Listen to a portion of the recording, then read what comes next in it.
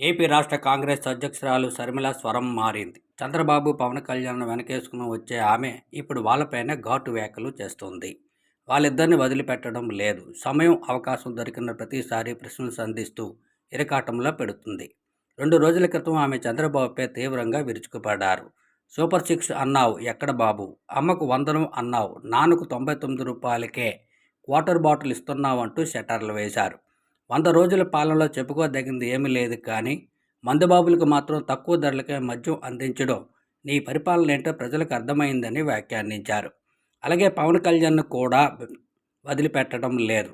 దీక్షల పేరుతో మతాలు, కులాల మధ్య చిచ్చు రాజేయడం సరైన విధానం కాదన్నారు.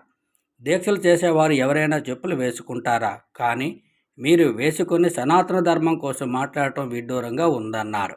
ఇప్పటికైనా నటనలు చేయడం మానేసి ప్రజాపాలన చేయండి అంటూ హితవు పలికారు.